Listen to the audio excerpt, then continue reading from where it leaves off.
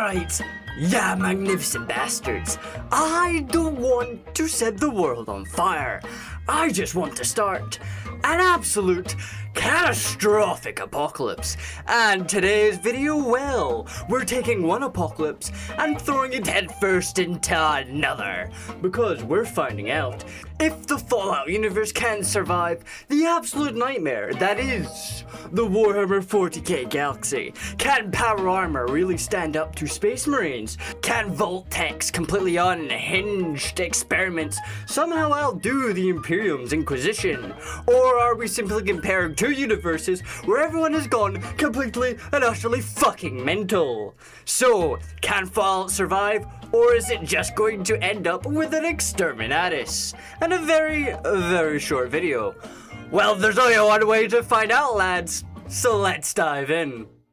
It's just after 1945, and nukes completely changed this timeline.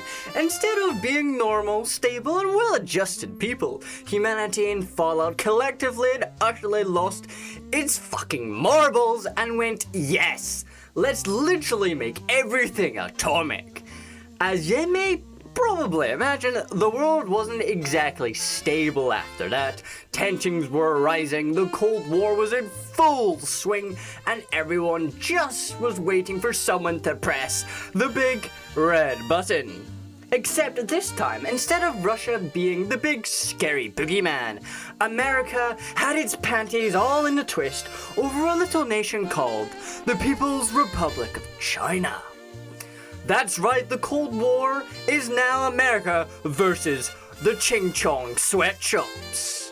Meanwhile, Europe did something completely unheard of and decided to work together instead of spending every other Tuesday invading each other. They all got together, shared hot chocolate, and formed the European Commonwealth. Weird timeline, I know. I mean, we're working with the French. Now, you might think the biggest divergence of the timeline was nuclear technology, but surprisingly no. Their turning point came in 1947 with one tiny invention, or rather, the lack of one, the transistor. Now, if you don't know what a transistor is, it's basically a tiny electronic switch that controls the flow of electricity. A small electronical signal controls a larger one, letting electronics turn on and off, or simply amplify signals. They're the reason more computers can actually exist. Instead, Fallout doubled down on the vacuum tubes. These control electricity by heating a filament inside a vacuum to release electrons and directs them using an electronic field. They do the same job as transistors, just bigger, slower, hotter, and generally a lot more shit. If you didn't know what either of those were, don't worry, I didn't know what those were either until I started researching this. So congratulations, lads! We've both learned something today. Now, because of all this shit, Fallout's technology looks exactly like it escaped straight from the 1950s. Everything is chunky, everything gets ridiculously hot, and everything guzzles power like an alcoholic at an open bar, which, unsurprisingly, meant they needed an absolute mountain of oil to keep civilization running. And that's where everything starts going spectacularly wrong, because much like our own timeline, America is an absolute slut for oil. Things got so bad that the United States started throwing embargoes around and looking for someone else to liberate. Unfortunately for Mexico, it had oil, so goodbye Mexico. Then America looked over at the Middle East and thought, you know what? I reckon that's ours too. It's honestly amazing how many international conflicts can be summed up with the sentence, someone found oil. Of course, the rest of the world wasn't exactly having a great time either. Resources were drying up everywhere, and before long, the entire planet descended into what became known as the Resource Wars. It's a conflict that lasts around about 20 years, and I'm going to compress the absolute hell out of it because otherwise we'd be here until Fallout 5 releases. The European Commonwealth tried to get involved in the Middle East as well, but things didn't exactly go to plan. Civil unrest, economic collapse, and fighting between its own members eventually caused it to collapse and fall apart. European Commonwealth 0, Reality 1. Meanwhile, America had managed to secure enough oil to keep themselves going for a while, becoming one of the last remaining superpowers as much of the world is collapsing around it. One of the biggest prizes was Alaska, or more specifically, Anchorage, home to one of the last major oil reserves still worth fighting over. China, meanwhile, was running out of options. In a last attempt to avoid total economic collapse, they kindly asked America if they could access some of Alaska's oil.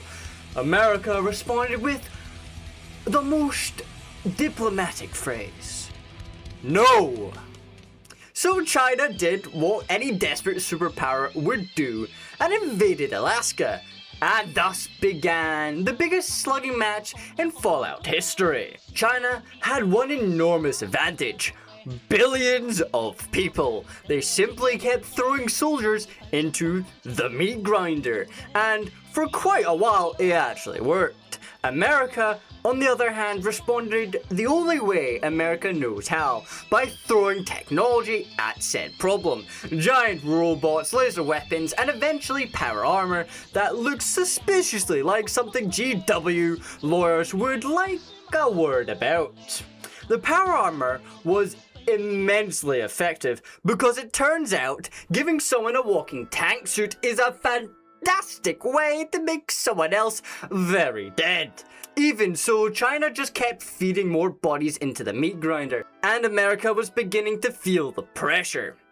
To reinforce Alaska more quickly, America needed to move troops through Canada. Canada wasn't exactly thrilled about becoming a military motorway, but it wasn't exactly in the position to say no. So basically, America occupied the country instead, which understandably made the Canadians just a tiny bit annoyed. Never underestimate an angry Canadian; they will apologize while stabbing you. Eventually, America decided the best defense was a completely unhinged offense and launched a full invasion of China mainland. Somehow it actually worked. China was forced to retreat from Alaska, and America technically won the war. The problem was there wasn't exactly much left to win. The world's resources were almost completely exhausted, the economy was hanging on by a freaking thread, and people were beginning to realize the entire planet was on the verge of collapse. So naturally, the American government did what a responsible government would do. They fucked off the oil rigs. And that finally brings us to Fallout. Now, after hearing all that, you might be wondering, well, everything seems completely fucked. How the hell does humanity survive what's coming?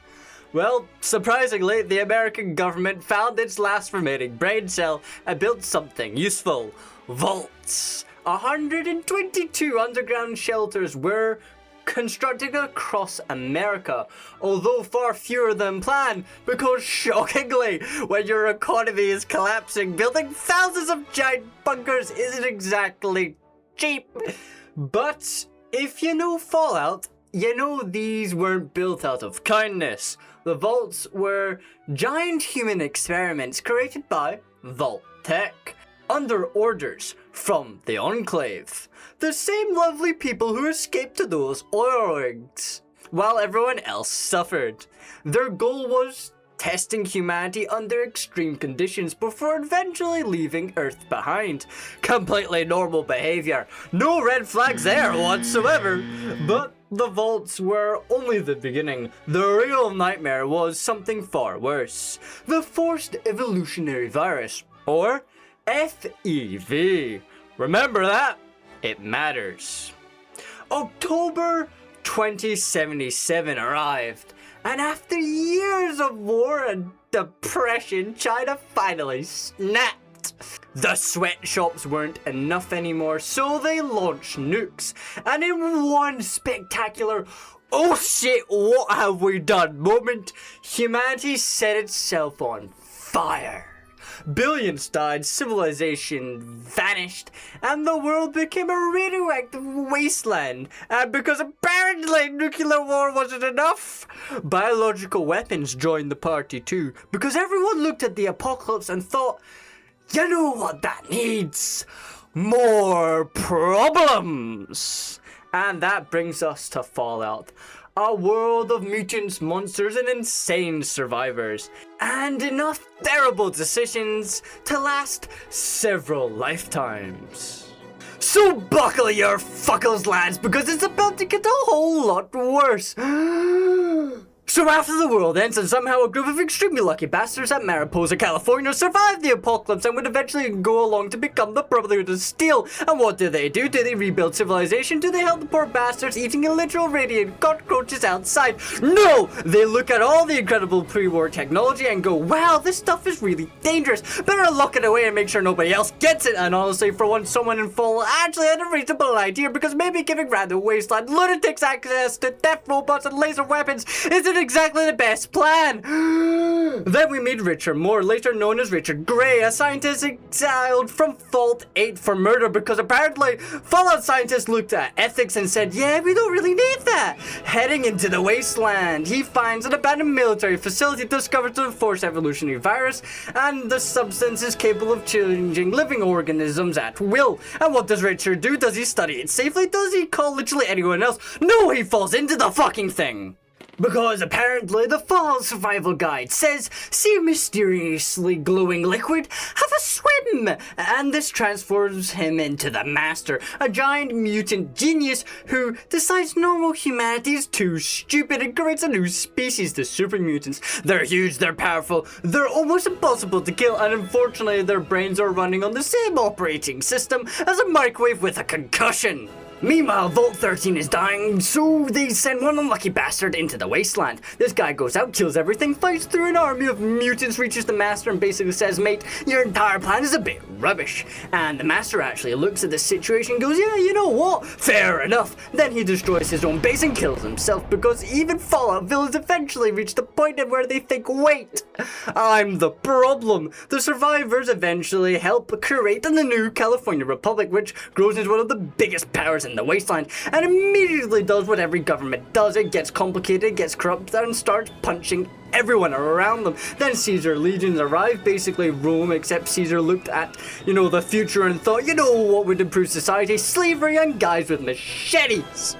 The Brotherhood and the Enclave start enough a massive war, because apparently nobody in Fallout has discovered the revolutionary concept of maybe don't shoot everyone. Then another Vault Dweller appears, defeats the Enclave, saves the wasteland, and the Enclave loses in the most Fallout way possible by completely screwing themselves over. Then another Vault Dweller appears, does the exact same thing, leaves the vault, kills everything, fights Liberty Prime, looks at a giant robot built to destroy communism and says, that's fucking awesome and honestly correct. Then another person leaves the vault, discovers their son is somehow ancient because Fallout has decided time is optional, and chooses between three factions who all hate each other, eventually wins, everyone celebrates, civilization rebuilds, and then the whole thing starts over again, because Fallout is basically humanity surviving the apocalypse. Because war never changes. I hope you all enjoyed that little rant there, but now of course it's time we explain Warhammer 40k in possibly one of the shortest summaries ever. If you want a galaxy filled with endless war, cosmic horror, religion, insanity, and enough death to make the Grim Reaper finally quit, welcome to 40k. If you want a galaxy filled with endless war, cosmic horror, religion, insanity, the Imperium of Man is a giant space empire that hates anything different, including humans who ask too many questions. Their leader, the Emperor, is a 10,000-year-old corpse sitting on a golden chair because apparently nobody wants to tell him retirement exists. The British Empire basically came back, popped on power armor, and conquered the galaxy. Then you have orcs who believe things work so hard, reality sometimes just gives up and agrees with them. Tyranids who just want to eat everything, Necrons who looked at death and said, nay, thanks. Then you've got aliens, demons, gods, super soldiers, bigger super soldiers, and enough weapons to make planets disappear. Space travel involves literally tiptoeing over hell, every faction is committing war crimes before breakfast, and the galaxy is basically one big massive screaming match. And somehow, millions of us spend insane amounts of money on tiny plastic soldiers and call it a damn good hobby. So for this scenario, we're taking the entire Fallout world and doing the most scientific accurate thing possible, throwing it next to Krieg. That's right, the planet is dragged through the warp and ends up smack dab right next to the Death Korps of Krieg's homeworld. Now luckily for Fallout, the warp is being incredibly fucky and basically hides the planet from the Imperium scanners, meaning for about a year or so, nobody realizes or even notices anything is wrong. The Brotherhood doesn't care. What remains of the Enclave is too busy trying to escape the frickin' planet, and everyone else is just doing what Fallout residents do best, surviving terrible situations while pretending everything is completely normal.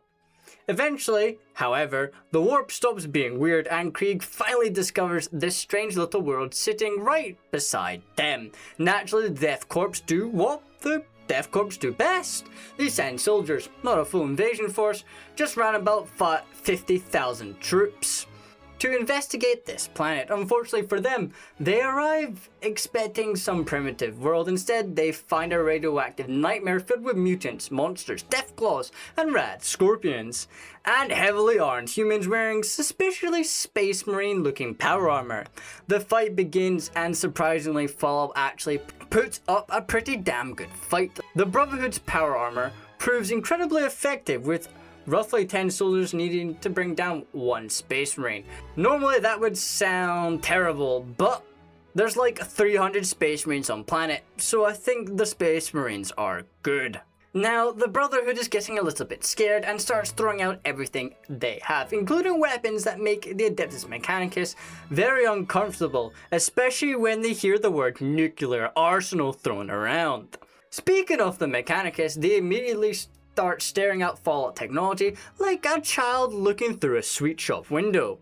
The wider Imperium begins taking notice because while the Imperium is still the Imperium, the 42nd millennium version is a little more willing to look at useful technology rather than immediately burn it. Unfortunately, because the universe hates, pace, the orcs show up, because of course they do. They look at Krieg, Fallout, and the massive planet-wide war and think, this is the greatest thing we've ever seen. Suddenly, the siege of Fallout becomes a three-way war between the Imperium, orcs, and the people of Fallout, which everything is getting completely and utterly out of hand. Over the next century or so, armies clash, demons appear, power armor gets modified with whatever technology they can scavenge off of dead space marines, and nukes are thrown around like someone is handing out sweets at a retirement home. Eventually, the Salamander Space Marines who join the fight decide the smartest option is not to destroy the Brotherhood, but to bring them into the fold. The Mechanicus take a very concerning amount of interest in Fallout technology. The Imperium slowly begins to rebuild the planet, and after another decade of brutal fighting against orcs, mutants, demons, and, literally a small Tyranid invasion, Fallout is finally brought under Imperium control. The planet is a complete mess. There's still dangerous creatures roaming around, and there are probably a few people somewhere still trying to shoot each other over a water purifier, but the Imperium doesn't really care. The planet is paying its tithes. It's providing soldiers, it's providing resources, and Krieg has finally got themselves a little brother to teach about war. So welcome to the Imperium Fallout. You're not gonna have a good time. So there you have it, lads. Fallout has officially survived the 40k universe. At least in this scenario. And honestly, it might just survive purely because of how ridiculously overprepared it is. I mean, come on, this universe has enough nukes to make a Necro nervous, enough power to make a Space Marine raise an eyebrow, and enough weird technology that even the Adeptus Mechanicus would probably start sweating. Plus, let's be honest, the music is fucking fire. Fallout could probably get invaded by demons from another dimension, and the people would still be sitting around listening to old jazz while everything burns around them. And honestly, respect. Now, obviously, I had to compress the absolute hell out of the Fallout lore, because if I covered every single faction, every single event, and every random bit of insaneness, we'd be here until the heat death of the universe.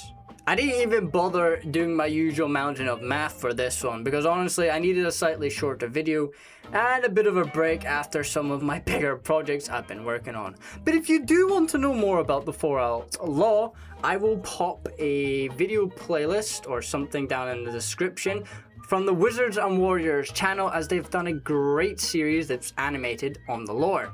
Speaking of which, I do apologize for being away for a little. I needed some time to recharge, and I've also been working on a few projects in the background. You might have also noticed that the audio quality sounds a little bit different. That's because I'm experimenting and trying to improve the quality of these videos. So let me know in the comments if I sound better, worse, or if I've accidentally made myself sound like I'm broadcasting from the inside of a toaster. As always, tell me what you thought of this matchup. Tell me some obscure Fallout lore fact that only the most deranged wastelanded goblins would know about. Or let me know your favorite Fallout song. Personally, I don't want to set the world on fire. It's absolute fire. And yes, that was a fire pun. I'm not very proud of it. Now, if you've enjoyed the video, leave a like it's a miniature nuclear explosion. Subscribe to the channel like you're desperately needing that sweet oil, and go and check out the Discord server, because we have some absolute fire shit in there. Now, of course, remember, another settlement needs your help. I'll mark it on your map. Now, have a killing day, you bloody legends, and I will see you in my next one. Down. Uranium fever is spreading all around. With a Geiger counter in my hand, I'm going out to stake me some government land. uranium fever has got me